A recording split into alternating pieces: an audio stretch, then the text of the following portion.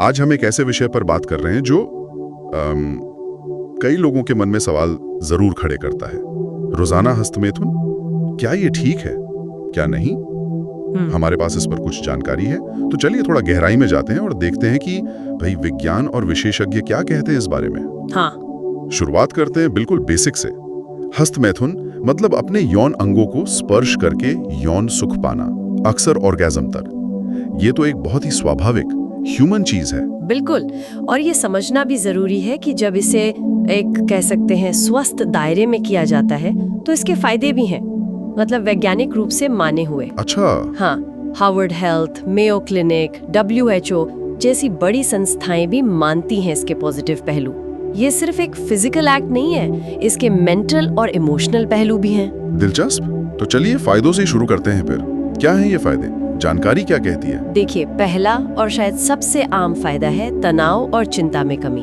Orgasm के दौरान ना डोपामाइन, ऑक्सीटोसिन, एंडोर्फिन जैसे फील गुड हार्मोन निकलते हैं। वो मन को शांत करते हैं, मूड थोड़ा बेहतर बनाते हैं। अच्छा। दूसरा, ये बेहतर नींद लाने में मदद कर सकता है, क्योंकि ऑर्गेज्म के बाद ना बॉडी अक्सर थोड़ी ढीली, रिलैक्स्ड महसूस करती है। हाँ, ये तो मैंने भी सुना है। तीसरा, ये खुद को समझने का एक जरिया है, मतलब अपनी यौन जरूरतों, पसंद नापसंद, प्लेजर पॉइंट्स को जानने का। और ये जानकारी आगे चलकर पार्टनर के साथ यौन जीवन को भी बेहतर बना सकती है। यानी खुद को बेहतर जानना, दूसरों के साथ रिश्ते को भी। हाँ, ये एक इंटरेस्टिंग पॉइंट है। हाँ। और चौथा अहम पहलू है यौन तनाव को सुरक्षित रूप से रिलीज करना। सुरक्षित रूप से? हाँ, खासकर जब कोई यौन साथी ना हो, तो इसमें ना कोई STD का खतरा, ना अनचाहे गर्भ का। ये यौन इच्छाओं को मैनेज करने का एक तरीका है। सही है। और हाँ, एक वो ऑस्ट्रेलियाई स्टडी का भी जिक्र आता है जो ये बताती है कि नियमित स्खलन शायद महीने में कोई 21 बार पुरुषों में प्रोस्टेट कैंसर के जोखिम को कुछ हद तक कम कर सकता है। ये तो वाकई काफी पॉजिटिव बातें हैं, खासकर वो तनाव मुक्ति और खुद को समझने वाली बात। हाँ। आज के जमाने में तो बहुत जरूरी लगती है। हाँ। लेकिन जैसा हर चीज के साथ होता है, एक दूसरा पहलू भी होगा। जानकारी ये भी कहती है कि प्रॉब्लम तब होती है जब ये आदत न रहकर एक मजबूरी बन जाए, एक कंपल्शन। ये लाइन कहाँ है? मतलब कब ये प्रॉब्लमैटिक हो जाता है? बिल्कुल सही सवाल। ये बारीक सी लाइन तब पार होती है जब व्यक्ति इस पर अपना कंट्रोल, अपना नियंत्रण खोने लगता है। अच्छा। इसके कुछ वार्निंग साइंस हैं, जैसे अगर ये एक्टिविटी किसी की रोज की जिम्मेदारियों पर हावी होने लगे, काम, पढ़ाई या रिश्ते, उन्हें नजरअंदाज करने लगे। हाँ, उन्हें नजरअंदाज करने का कारण बन जाए। मनोवैज्ञानिक नजरिए से देखें तो जब हस्तमैथुन सिर्फ प्लेजर के लिए ना होकर तनाव, बोलियत, अकेलेपन या दूसरी नेगेटिव फीलिंग से भागने का, एस्केप रूट जैसा। हाँ बिल्कुल, एस्केप रूट या उन्हें दबाने का मुख्य जरिया बन जाता है, तब ये एक अनहेल्दी पैटर्न बन जाता है। तो ये सिर्फ कितनी बार का सवाल नहीं है, बल्कि क्यों का सवाल ज्यादा जरूरी हो जाता है। निश्चित रूप से, बिल्कुल। एक और पहलू है वो अपराध बोध या शर्म की भावना। हाँ, गिल्ट। कई बार लोग हर बार हस्तमैथुन के बाद गिल्ट महसूस करते हैं, और दिलचस्प बात यह है कि ये भावना अक्सर इसलिए नहीं होती कि वो काम स्वाभाविक रूप से गलत है, बल्कि समाज या कल्चर ने जो कंडीशनिंग की है उसकी वजह से होती है। तो ये समझना जरूरी है कि ये अंदर की कश्मकश कहाँ से आ रही है और इसका रिश्तों पे क्या असर पड़ता है। जानकारी में पॉर्न की लत से इसके जुड़ाव और असल रिश्तों से दूरी की बात भी थी। हाँ, ये एक अहम मुद्दा है।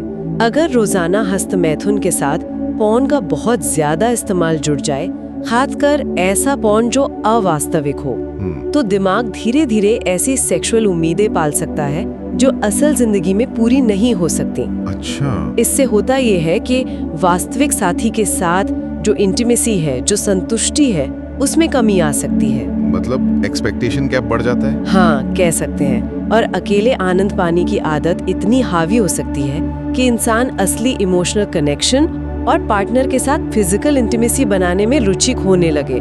वो एक तरह के अकेलेपन के बुलबुले में चला जाता है। तो फिर संतुलन कहाँ है? मतलब रोजाना हस्तमैथुन कब तक ठीक है और कब ये चिंता की बात बन जाती है? देखिए, कोई एक मैजिक नंबर नहीं है जो सबके लिए फिट हो। ये बहुत पर्सनल चीज है।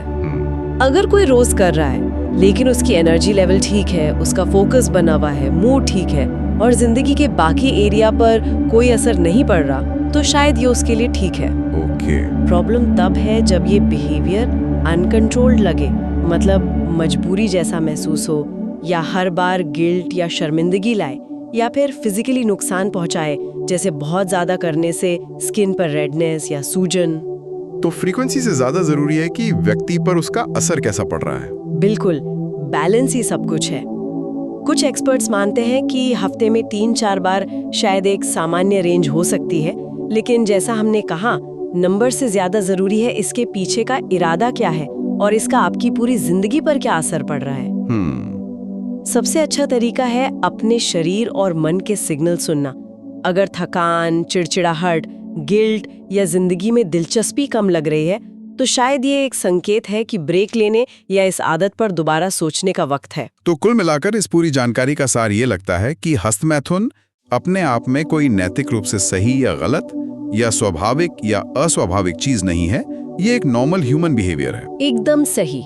समस्या की जड़ उस व्यवहार में नहीं, बल्कि उसके पीछे के कारण और उस पर आपके नियंत्रण में है।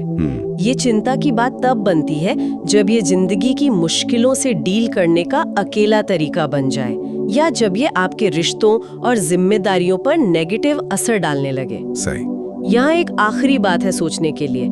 असली सवाल शायद ये नहीं है कि रोज करना ठीक है या गलत, बल्कि ये कि क्या आपका इस आदत पर कंट्रोल है या इस आदत का आप पर। ये आत्मचिंतन और खुद से ईमानदारी बरतने का विषय।